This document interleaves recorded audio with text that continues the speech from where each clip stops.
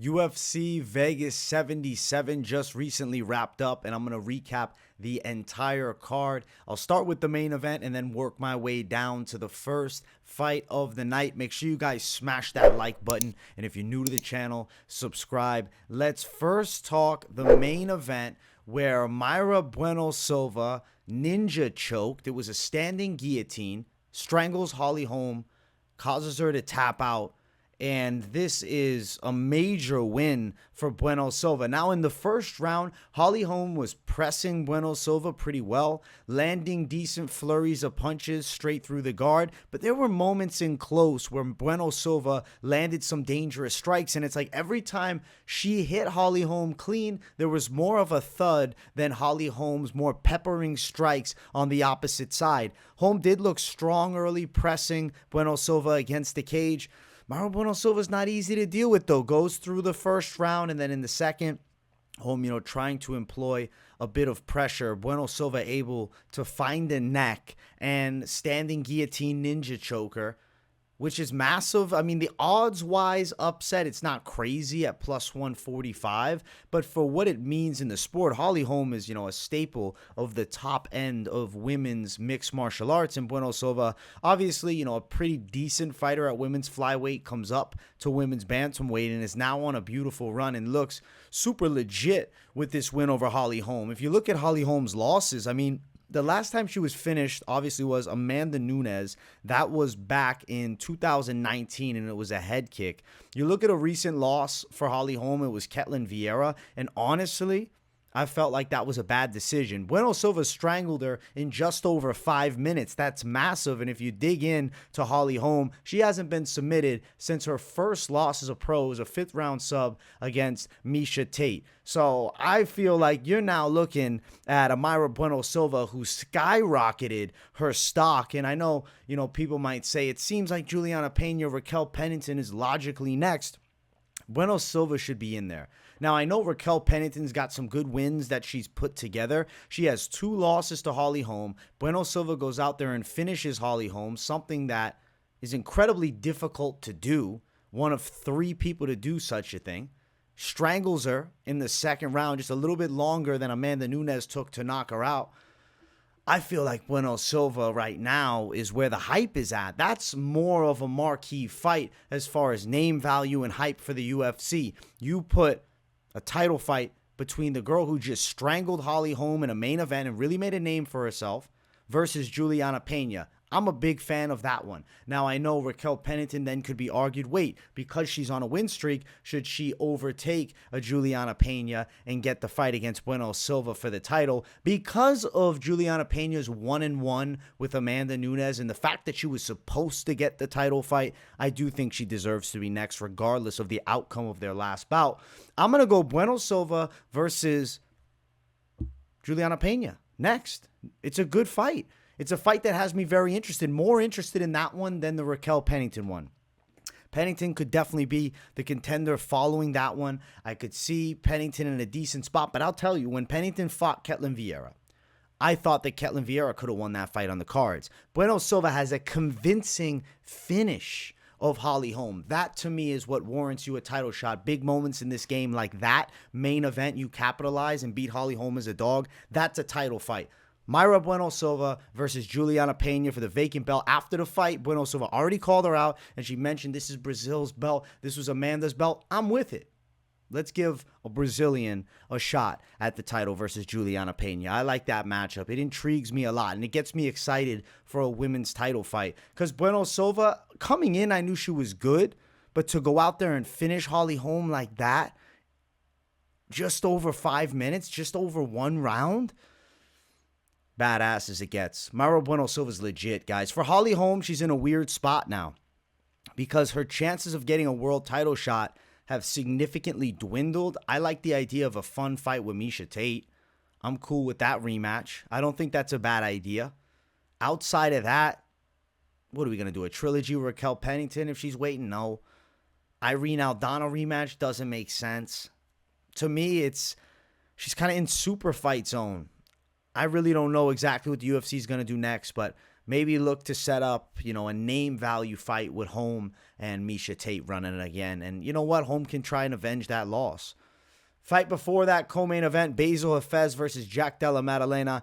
I will tell you guys, Bassil Hafez is so legit, proving it in this performance here. Gave Jack Della Maddalena hell. Picked him up early in the fight, the first 30 seconds in, and takes him down. And we saw Bassil Hafez controlling in the first round. He had pretty much a fully locked in arm triangle at the end of it. His strength, explosiveness, grappling skills, and toughness is off the fucking charts. Bassil Hafez is a guy that you got to give a round of applause to. Coming in on short notice and putting it all on the line. Third round, he's got 0 in the tank left, and he's still trying to fight. Jack Della Maddalena obviously finished with, a couple mistakes, engaging too much in the grappling late when he had Bassil Hafez badly hurt on the feet. He also shot for 3 or 4 guillotine chokes, pulling Bassil Hafez on top of him, which I thought were terrible ideas. And Bassil Hafez on top is obviously a monster. The dude's incredibly heavy. He's like an anchor from top position. And he's one of the most jacked guys at 170, scary jacked. Suspicious a little bit jacked. I mean, he might have great genetics. I'm not USADA, but it's going to be interesting. He's going to be tested by USADA now. A physique like that, you start questioning things. The dude is jacked as they come. Now, hopefully he's natty. I'm hoping that he is. And, I'm wrong on suspecting that he might be not natty. But regardless of that, if he is natty, if he's able to stay with this frame and, this type of style on a full camp, Bassil Hafez is a terrifying addition to 170, especially these unranked guys. He's strong as fuck. For Jack Della Maddalena, still to come through with the win and a super competitive fight. He talked about the Sean Brady rebooking is what he wants. He's been in America 3 weeks now. Obviously, having back-to-back weight cuts, maybe it sucked him dry a little bit, or maybe Bassil Hafez was really just a nightmare matchup for him. So I wonder now, knowing Sean Brady's grappling capabilities, would that fight be something the UFC is interested in rebooking, or are they let's give Jack a striker, because he wants to fight in Sydney, and he said he doesn't know if Sean Brady would be into that idea. So I'm cool with a different fight for Jack Della Maddalena, striker maybe, and give him the fight at 293. I want to see him fight at 293. Let's go. But as far as the Sean Brady rebooking, I'm not crazy about it right now, because there are some things to work on. But I will say, different matchup than Bassil Hafez. He'll be back at a full camp. I mean, he had a full camp here, but back focused on one fighter with a full camp. He can kind of fine-tune some flaws that maybe he had here that showed against Bassil Hafez. He's only 26, so expect leaps and bounds every fight. And Bassil Hafez, badass welcome to the UFC, even in loss. Prior to that, the featured bout was Francisco Prado and Ottman Azaitar, and it was a spinning elbow that dropped Azaitar in ferocious ground and pound. Thankfully, the ref jumped in and stopped it. When Azaitar was complaining to the ref, there's blood leaking from all over his head. You knew the man had just been pulverized, and I think the referee made the right decision, stopping the fight.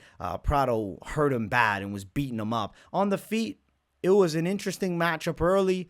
Azaitar decent with his kicks. Prado has fast hands. Azaitar was hard to kind of get a hold of early. Prado was shooting a lot of takedowns, which I liked, because he started making Azaitar think of the wrestling and then set up a tremendous spinning elbow strike using a low feint to make him think maybe he's coming with a straight, and then came around the backside. It was amazing. Rather, not a straight, but maybe a jab to the body or maybe a takedown attempt. Whatever it was amazing by Francisco Prado. He's 21, and he just beat the shit out of Ottman Azaitar, who's, previously undefeated 2 fights ago, 13-0. He's 13-2 now. A guy who had a lot of steam on him with hype. It was a no-knockout artist. Prado bullied him the first round. What I didn't like, though, is after the fight, Prado says what? I'm retiring. I'm hanging it up at 155, saying he's going to 170. Francisco Prado, I really hope you can make 55, because, dude, at 170, he's got good reach, 76 inches. He's 5'11". I don't know, though. There's some giants there. I feel like 55 is the money spot. His physicality is going to be such a huge benefit. At 70, you got some physical specimens now. And how cool would it be to see Prado fight Trevor Peek? That would be a dope fight to do at 55. Don't think it happens, though. He said he's going up to 70. I don't know what's going to be next for him. I heard somebody in my chat, I guess I saw somebody in my chat during the Fight Companion mention doing a Josh Quinlan fight. I said, yeah, I'd be down for that. two heavy-handed motherfuckers sitting in there throwing bombs. I feel like Prado's going to be jacked as fuck at 170, and I'm excited to see it. I do think he's going to collect some more chins and get a couple more KOs for Azaitar. Obviously, they're not going to release him, but he's getting sent back a little bit now. At 33, the expectation of what Azaitar maybe was capable of versus the reality of the level that he's reached, probably a bit of a letdown for some, but still a fun guy to have on the roster. Prado, absolutely dope win. And maybe they do a Azaitar versus Trevor Peek next. I'd watch that. Fight before that, we had Jun Park versus Albert Duraev. Early, it was competitive. Jun Park's boxing at this point is just, been criminally underrated, at least by me. His jab is off the charts. He finds it so well, and it just was beating the fuck out of Duraev's nose. And then he's finding shots on the feet. He drowned him. He gassed Duraev out, and then he's on top of Duraev. And you know what? I thought Duraev was looking for a way out. He got caught with a big hook. He dropped fully. Some ground and pound was coming in for Park. Duraev then was fighting the hands. Park was looking for the sub. Duraev was fighting him as much as he could, but ultimately Park got better back positioning and got a fully locked in rear naked choke. Flattened out Albert Duraev after beating him up a bit, and he gets a tap. It was over. That was the fight, man. I mean, Jun Park put it on Duraev and broke him here. It was a super impressive performance, man. We can't sleep on the Iron Turtle. He's like a meme in the UFC. Even his dance after. Like, he's a really funny guy. I'm very interested to learn more about Jun Park because he's an interesting character in the UFC, and he's a damn tough South Korean fighter right now in the middleweight division. He's 32, so he's not old. Just really beat up Albert Duraev here, which even though the lines had Park a favorite, like, I view it as somewhat of like a surprise. Like, I thought Duraev would be able to stick to him like glue with a chain wrestling attack. That was not the case at all. So Jun Park, badass performance, got a dope win, and he's a fun player versus whoever at 185 pounds. Before that, we had Norma Dumont versus Chelsea Chandler. The girls put it on. I'll tell you this, Chelsea Chandler had the most epic moment in the fight. She got hurt with a big punch, and then she sprinted the opposite direction to the side of the cage, which gave her great recovery time. She ends up going distance. She had a couple moments in the fight, but Dumont overall was too slick and too skilled and was able to take her down, beat her up, control position, touch her up on the feet a bit. Chelsea Chandler's a fun girl to watch. She's dog tough, and I'm really happy that the UFC brought her in. But as I kind of anticipated coming into this fight, Norma Dumont was going to be just too much of the veteran here. She's been against too many high-level girls. Chelsea Chandler's good, and she's got, a good frame on her and potential for sure. But Norma Dumont's the same age as her and has already gone through like the ringer of hell as far as like legit UFC fighters she's faced off with. For Chelsea Chandler, her debut was against Julia Stolarenko, who's, let's be honest, levels below Norma Dumont. A wide margin below. This was a big step up in competition. And for her to lose but still have a good performance, I was rather impressed by Chelsea Chandler. I like her style. She's a Stockton girl. She brings that Nate Diaz energy to the cage. And I think she's a fun UFC addition. But I just want more fun matchups for her. Norma Dumont was a little bit too high of a climb for a sophomore appearance in the UFC. For Dumont, I don't know if there's going to be a champion at 145 women's featherweight. At this point, it's hard to argue it's not Dumont at least fighting for that belt because she's the only girl holding it down there, really. I'd like to see it. I'd say give her a title fight if it's at 45 and that division's not to be absolved. If not, if she's cutting to 35, Norma Dumont's a player at 135 too. She's dangerous. She's an interesting girl that you could potentially put in a title fight. Maybe they put her versus, Juliana Pena. Maybe they don't. Maybe they put her versus Raquel Pennington, #1 contender. I don't know. We'll see what the UFC decides to do. But I want to dig at Norma Dumont real quick, her record. Look at the last few. Macy Chiasson, split decision, but now 3-fight win streak.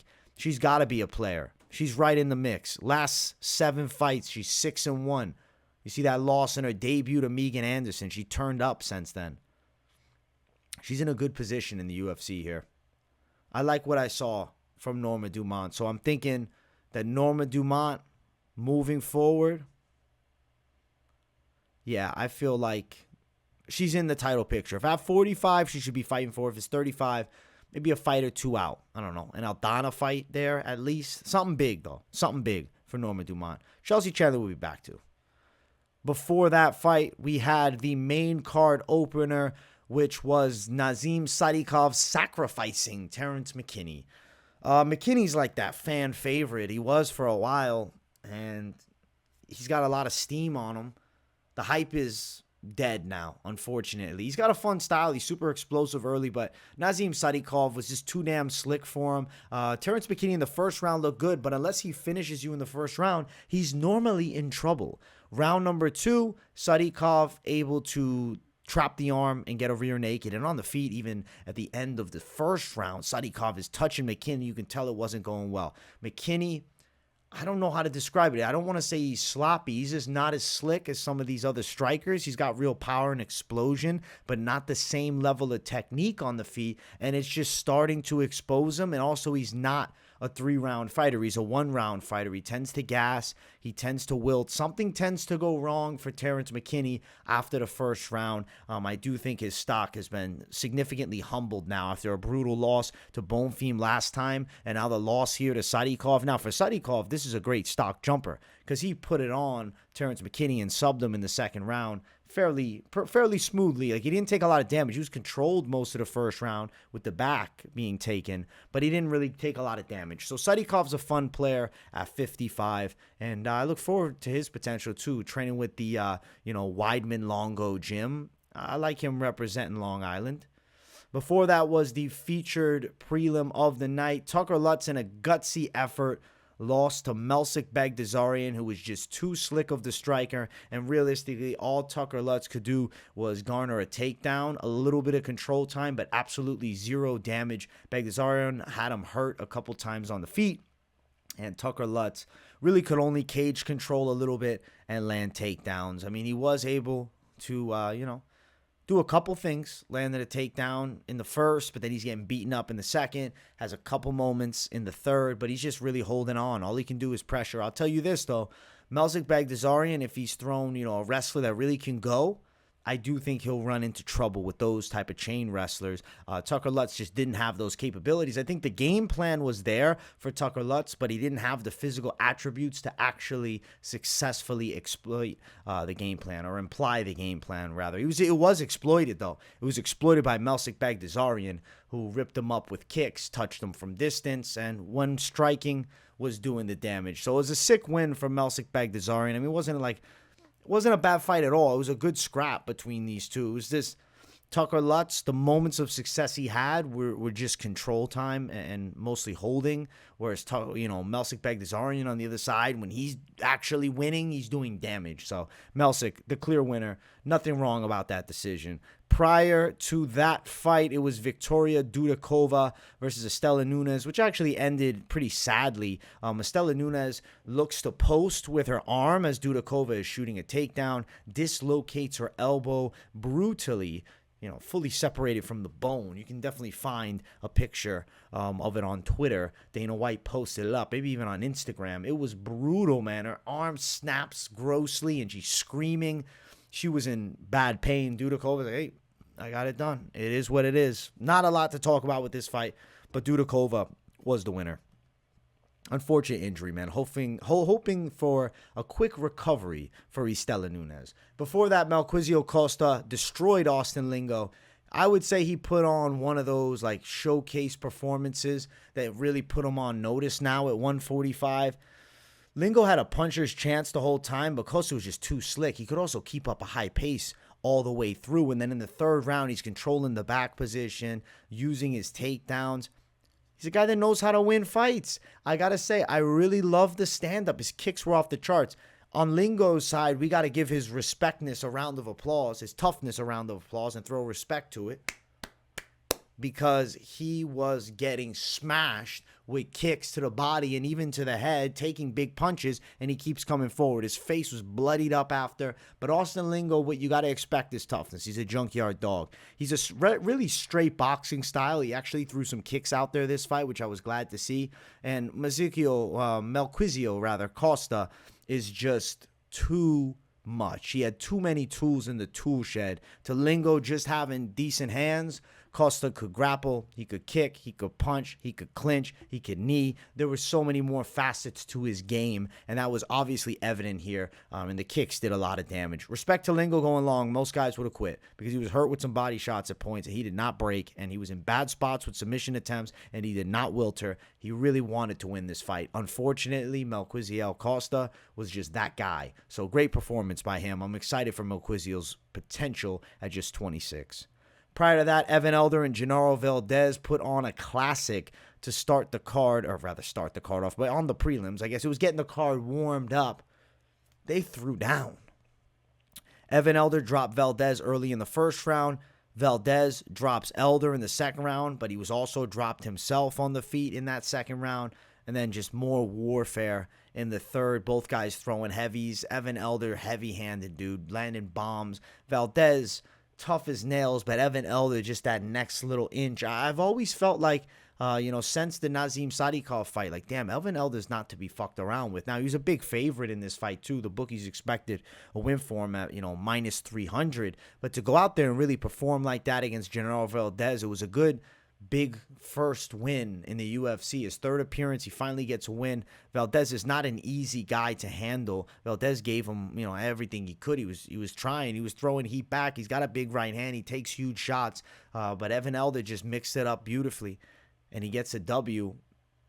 I like Evan Elder's style. He's a Kill Cliff FC guy. I think there's good potential there at just 26. He's so young. He's got so much time to progress. Valdéz 31, takes the tough L. I'll tell you this, because of the performance and how good of a fight this was, I don't think you release a Genaro Valdéz. Give him at least one more go. That's my take here. But with Evan Elder, you got a fun guy to build. I think he's got a good tool set. I'm interested. To see how far he could take it. He's not ready for the top level yet, but keep progressing. He's got a fun style. I think he's going to do fairly well inside of the UFC and make some big money, hopefully. At least some fight night bonus money.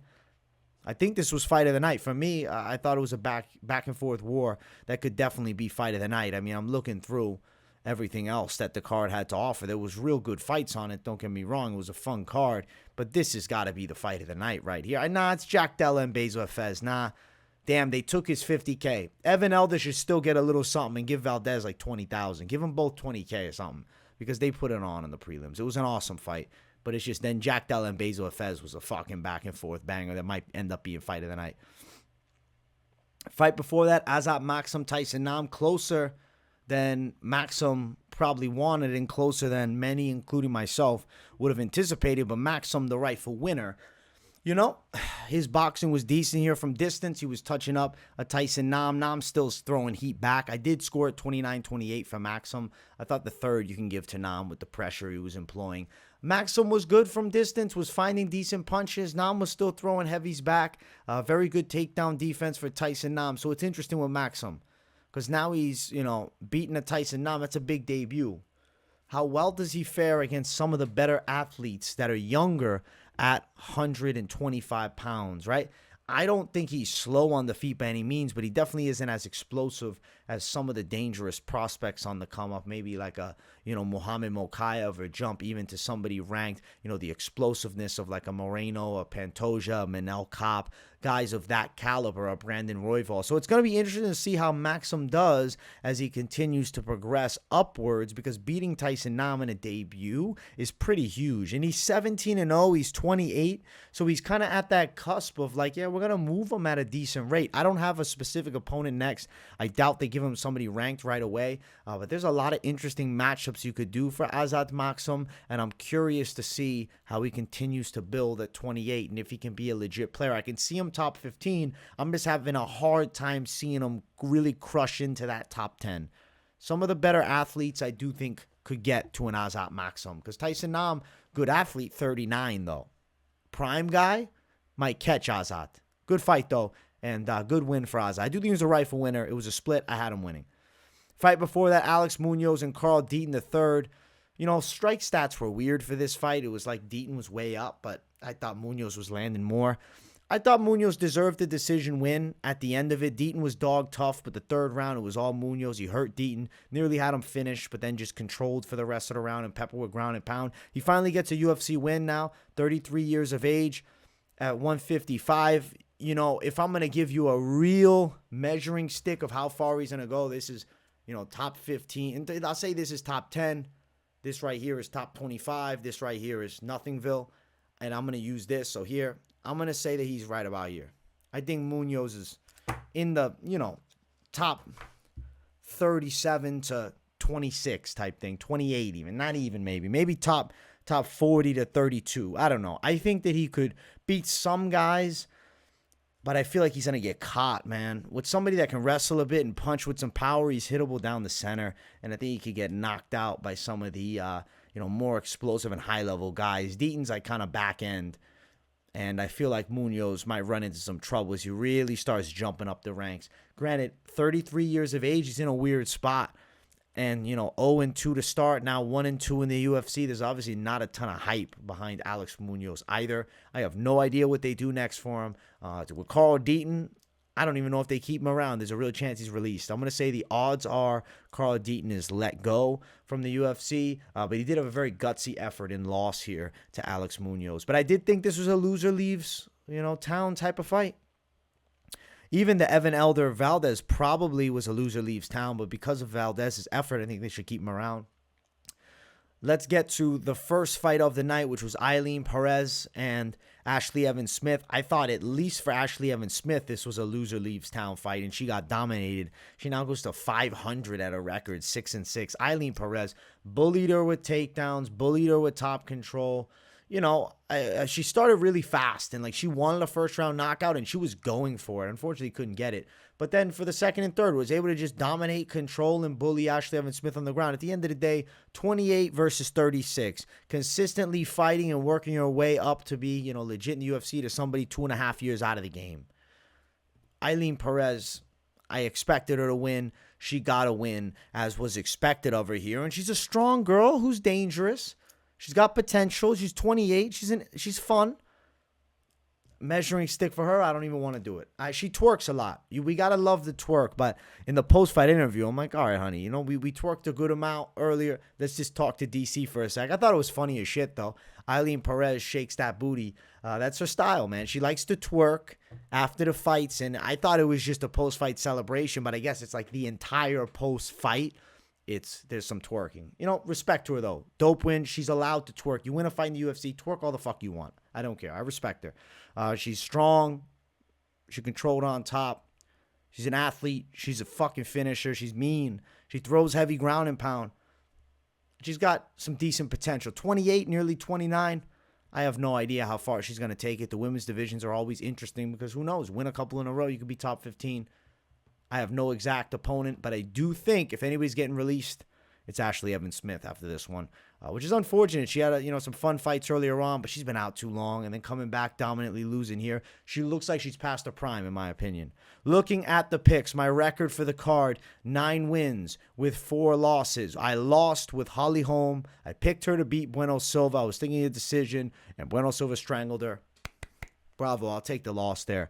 I picked Jack Della over Bassil Hafez. Granted, I thought it would be a lot easier. Still, W pick. I picked Prado by first round knockout over Ottman Azaitar. And I said it's probably going under. And W pick. Prado by KO. I picked Albert Duraev. I thought that he would beat a Jun Park. And I thought there was even a chance of a late sub by him or a decision. And he ends up getting submitted. So great win by Park. W, not on my end, unfortunately. Norma Dumont with the win over Chandler by decision. Perfect call. Sadykhov, the win over McKinney. I picked that earlier in the week. And then fuck the pick flips, okay? I'm banned from pick flipping unless some type of significant weight missing moment because it just leads me to shit. I'm like, Sadykhov's my guy. He's more technical than after wins. No, I decide I want to pick flip it. Terrible call. Terrance McKinney got bullied in his round, so I took an L there. But me on Sunday, good job. You won. You beat me this week, me on Sunday. Last week. Good shit. Baghdasaryan beats Tucker Lutz. I thought Tucker Lutz was going to be a really live underdog. He was unfortunately live at moments, but not. I took an L there. And that was the dog lock of the night. I was riding with, that dog money. I would use my dog of the night. I thought he would win. I thought he'd be able to employ the game plan that you saw. The game plan was there. He just didn't have the attributes to employ it, as I said in the breakdown. And it is what it is, man. Baghdasaryan's a pretty nasty kickboxer, and that was an L for me there. Now, I picked Dudakova over Nunes. Obviously, I don't want to see what his elbow getting destroyed. But yeah, the pick was right there. Melquizael Costa over Lingo. I actually thought he would find the finish, but Lingo's just too damn tough. But good pick in that fight there. Evan Elder, Genaro, Valdéz. Got the pick right in that one as well. Maksum over Nam. I thought he would get it inside distance, but damn, Tyson Nam was damn tough. And maybe Maksum, I had a little bit too much hope/belief in his heavy hands. Not as heavy as I thought. Alex Munoz over Deaton, expected a decision. Eileen Perez over Ash Evans Smith, expected a decision. So overall, the only losses on the card, we're looking at the Tucker Lutz loss there, the Sadykhov loss there, the Duraev loss, and the Bueno Silva loss. So 9-4 record for the UFC Vegas 77 card. Pretty solid percentage. And damn, 12 favorites won in a row. And then just, underdog of the night, Mayra Bueno Silva. Isn't that wild? 13 favorites won UFC fights in a row if you count last weekend's main event. It was dog money, and then it was dog night, and then boom, favorite. 13 dogs in a row in UFC fights won. And then number 14, Mayra Bueno Silva strangles Holly Holm in what was a breakout performance for her. So pretty solid card. I hope you guys enjoyed the video. Make sure you smash the like button. And if you're new, subscribe. Definitely let me know how your picks went in the comments below. I appreciate you all tuning in to the show. Plenty of content dropping all week, so keep your eyes peeled. I'll be dropping the full card predictions for UFC London today now at the time of this recording because it's Sunday at 2:10 a.m., so it will be dropping. Much love, my people. I appreciate everybody, and I'll see you all in the next one. Peace, everybody.